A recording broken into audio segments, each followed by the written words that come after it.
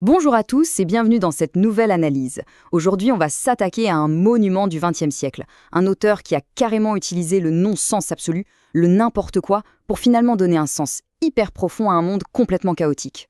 Eugène Ionesco.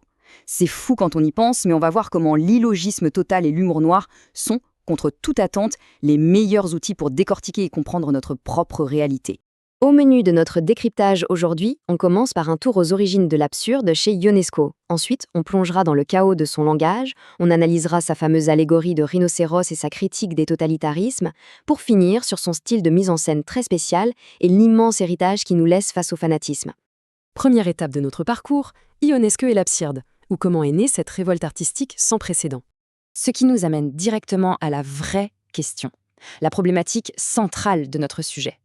Comment est-ce qu'on peut critiquer efficacement la société en utilisant l'absurde? C'est quand même un paradoxe. Comment des situations qui n'ont littéralement aucun sens peuvent-elles au final formuler la critique sociétale la plus tranchante qui soit? En fait, pour comprendre, il faut regarder sa vie. La chronologie explique presque tout. Il naît en 1909 en Roumanie, mais le vrai point de bascule se passe en 1938. Il fuit la montée fulgurante du fascisme. Il voit ses propres amis, un par un, céder à l'extrémisme sur le modèle nazi. Du coup, il se réfugie en France. Et ce traumatisme du déracinement, le fait de voir une société entière basculer dans l'aveuglement, ça va forger chez lui une méfiance absolue envers tous les dogmes. C'est de là que viendra l'étincelle de ses grandes œuvres des années 50. C'est exactement le terreau de ce qu'on appelle le théâtre de l'absurde. Imaginez le contexte. On est juste après les horreurs de la Seconde Guerre mondiale. Le monde est en ruine. Le théâtre réaliste, classique, bien propre, ça ne suffit plus pour raconter un tel traumatisme. Alors, Ionesco jette la logique par la fenêtre. Sur scène, la communication devient impossible, tout simplement pour refléter la violence inhérente à notre monde et le grand vide existentiel de la condition humaine. Et ça nous mène tout droit à notre deuxième point, le chaos du langage, qui est véritablement la marque de fabrique de l'auteur.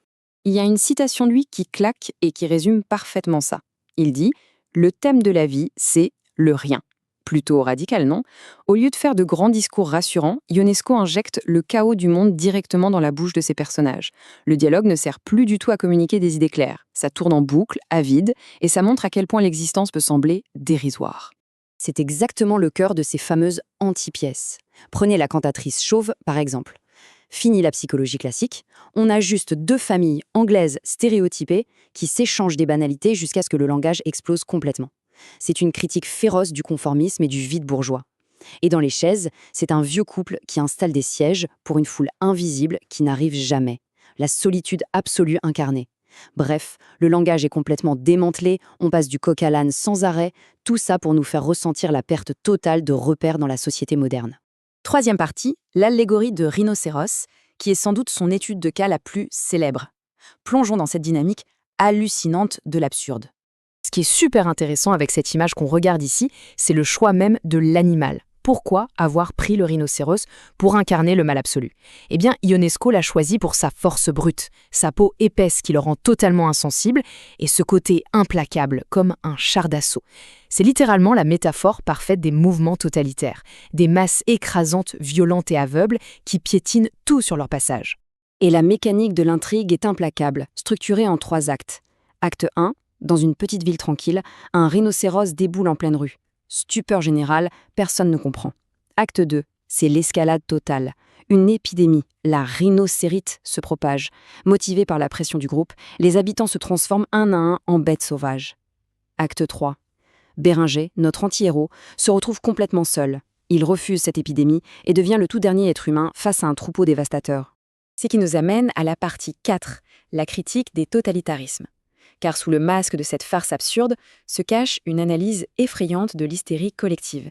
Tout l'enjeu philosophique réside dans le contraste entre ces deux profils. D'un côté, on a l'individu, Bérenger. Il n'est pas parfait, il hésite, il boit un coup de trop de temps en temps, mais il reste lucide, il garde son humanité. De l'autre côté, on a les conformistes comme Jean ou Bottard. Eux, ils deviennent dogmatiques, obsédés par la force pure, et ils finissent par réciter aveuglément des slogans. Ce qu'Ionesco souligne ici, de manière très neutre historiquement, c'est que peu importe que l'idéologie soit d'extrême droite ou d'extrême gauche, à la fin, les extrêmes se rejoignent dans ce même mimétisme où la pensée individuelle est complètement broyée par la masse. Ionesco va encore plus loin quand il déclare ceci. le nazisme a été une invention des intellectuels. Ils ne pensent pas, ils récitent des slogans. Ça, c'est ce qu'ils dénoncent comme le terrorisme intellectuel. C'est quand des gens extrêmement éduqués arrêtent tout simplement de penser par eux-mêmes. Ils utilisent une logique absurde pour justifier l'injustifiable et deviennent en quelque sorte des bêtes de somme intellectuelles, propageant le pire sous couvert de rationalité. 5e partie, style et mise en scène. Voyons comment Ionesco réussit, concrètement sur les planches, à nous faire ressentir cette angoisse. Ces deux éléments visuels sont hyper parlants. D'un côté, on a cette énorme montagne de rhinocéros qui s'empile, ce qui matérialise physiquement le poids insoutenable, presque étouffant de la masse. De l'autre, on a cet homme en costume de bureau, tout ce qu'il y a de plus banal, mais dont la tête est remplacée par celle d'une bête. C'est l'illustration foudroyante de la perte d'identité. Sur scène, tout le défi, c'est d'incarner cette invasion oppressante de l'animalité menaçante face à notre propre fragilité. Du coup, Ionesco a un but très précis, créer un théâtre de non-participation. En gros, il refuse qu'on s'identifie tranquillement au personnage. Il ne veut surtout pas d'empathie quand il se transforme, il veut qu'on ressente du dégoût.